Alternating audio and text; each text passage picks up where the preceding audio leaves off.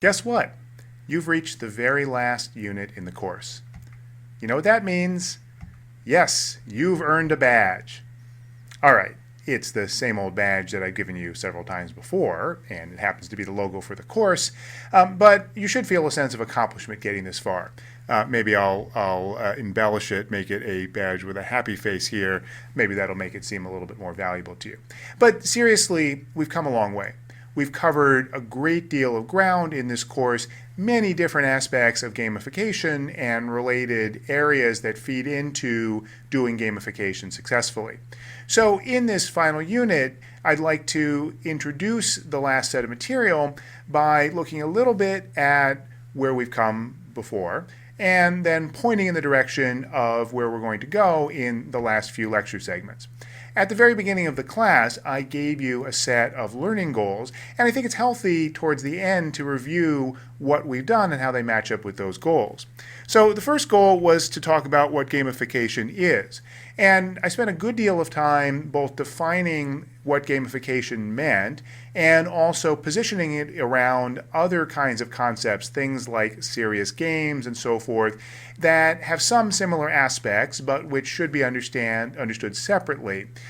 So hopefully you now have a better feeling when you hear about gamification, what exactly it means and how it's different from, for example, just playing a game either for fun or in a workplace context.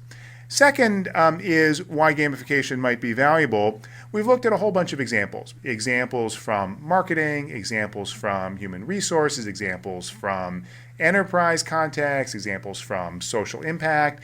And in all of them, I've tried to show how the game elements and the game design techniques feed into real business value or achieving real legitimate goals. It doesn't mean gamification works in every case, and I've also tried to show you very concretely limitations, concerns, areas where gamification might not be the right approach, and areas where there's some legitimate concerns and criticisms leveled against either gamification in general or specific ways that it's applied.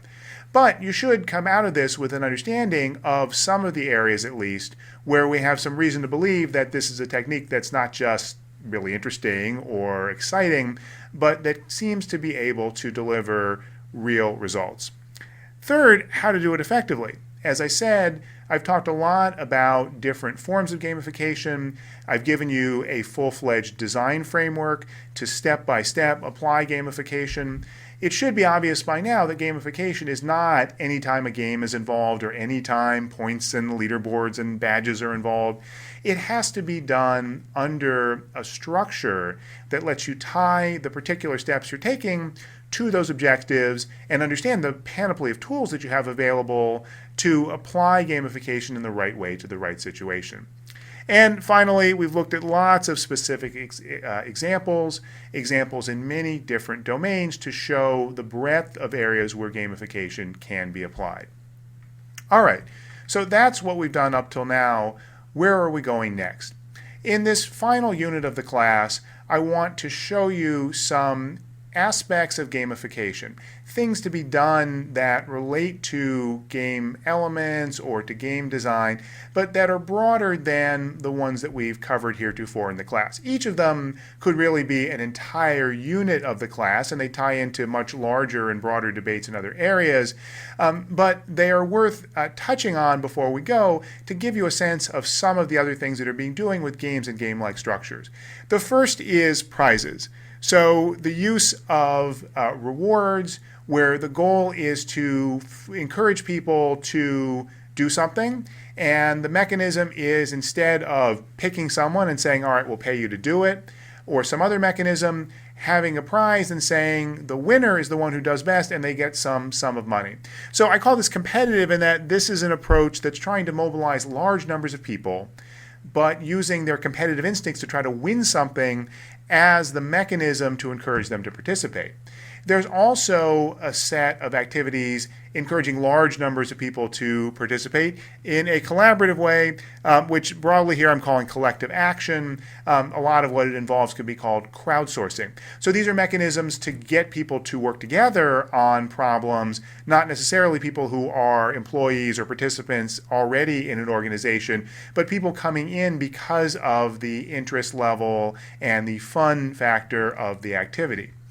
The third one is virtual economics, and so I've already talked about virtual goods and virtual currencies in some context, but I want to take a deeper look at how economic pressures and techniques can be applied to virtual goods and how gamifying things can potentially create a kind of functioning economy which needs to be managed in the same way that real world economies need to be managed, and can also provide some of the dynamism and benefits that those real world economies provide.